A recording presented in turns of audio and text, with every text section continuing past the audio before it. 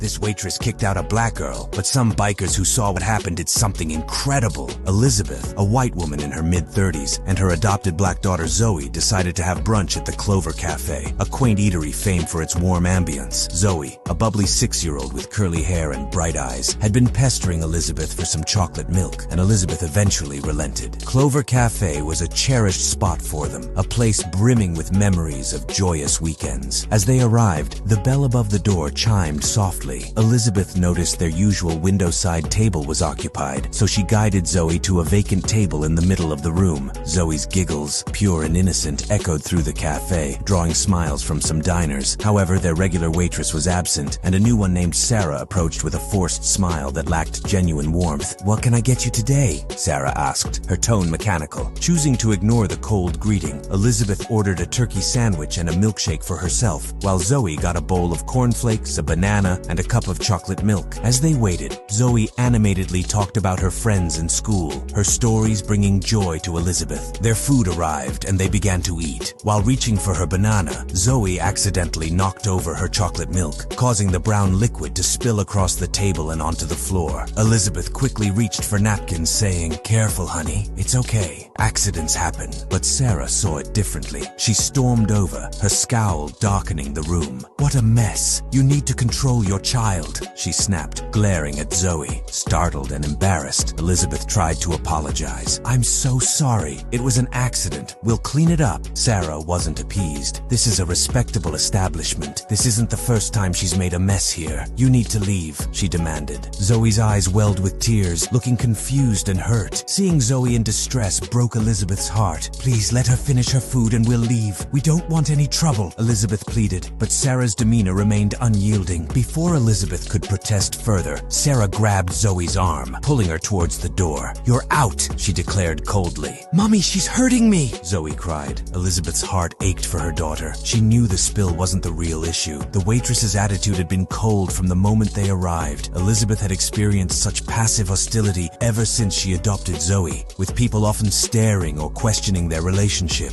As they stepped outside, the morning air chilled their flushed cheeks. Elizabeth held Zoe close, trying to comfort her. Just as they were about to leave, the roar of motorcycle engines filled the air. A group of bikers from the local club, known as the Iron Brotherhood, pulled up to the cafe. Their leader, Jack, a kind-faced man with a gray beard, noticed their distress. "Hey, is everything all right?" Jack asked, concern evident in his voice. Elizabeth recounted the incident, her voice shaking. Jack's brow furrowed as he listened, feeling a surge of anger. "That's unacceptable," he muttered to his fellow bikers, who nodded in agreement. "We can't let this go," Jack declared. "Follow me," he gently urged Elizabeth. With no other choice, Elizabeth and Zoe trailed behind the bikers as they marched back into the cafe, their presence commanding immediate attention. Sarah, her face paling at the sight of the bikers, stammered, "No, there's no problem here." Jack's demeanor turned serious. "You kicked them out because a child spilled her drink. That's unacceptable." The cafe's manager, alerted by the commotion, emerged from the back. Recognizing Jack, he was taken aback. "What's going on here?" he asked, his tone respectful. Jack explained the situation. The manager, understanding the gravity of the issue, turned to Sarah. "This behavior is unacceptable. Apologize to them." Sarah reluctantly turned to Elizabeth and Zoe, muttering, "I'm so sorry." Elizabeth accepted the apology, but Zoe couldn't meet Sarah's eyes. The manager, trying to make amends, offered them a free meal. However, traumatized by the confrontation, Zoe refused. Thanking the bikers, Elizabeth said, "We'd rather go somewhere else." Jack, understanding, offered to take them to another cafe he owned nearby, where they would be treated with kindness. Additionally, the bikers offered to give them a ride on their motorcycles, Zoe's face lighting up at the prospect. In a gleaming sidecar, Zoe sat beside her mother, excitement replacing her earlier sadness. The bikers formed a protective circle around them as they rode through the city, the wind and cheers from onlookers lifting Zoe's spirits. When they arrived at the new cafe, Zoe gave each biker a hug, her earlier tears replaced by smiles. Inside, the bikers had another surprise. A member who had stayed behind bought Zoe a doll. Zoe's eyes lit up as she accepted the gift, and Elizabeth, deeply moved, thanked the bikers profusely. The bikers had turned a painful day into a magical memory. After enjoying their meal, Elizabeth and Zoe headed home, Zoe requesting to visit the park on their way. Elizabeth held her daughter's hand tightly, wanting to impart a valuable lesson. "You know, Zoe," Elizabeth began, "what happened today was wrong. It's never okay to treat someone poorly purely because of their skin color or any other reason, but we also learned something important. Zoe looked up, curious. What did we learn, Mommy? We learned that there are good people in the world who will stand up for what's right, even when it's not easy, like those bikers today. Zoe nodded thoughtfully, clutching her new doll. I want to be like them, Mommy. I want to help people too. Elizabeth smiled, heart swelling with pride. I know you will, sweetheart. That night, as they prepared dinner and recounted the day's events to Elizabeth's husband, Zoe felt the love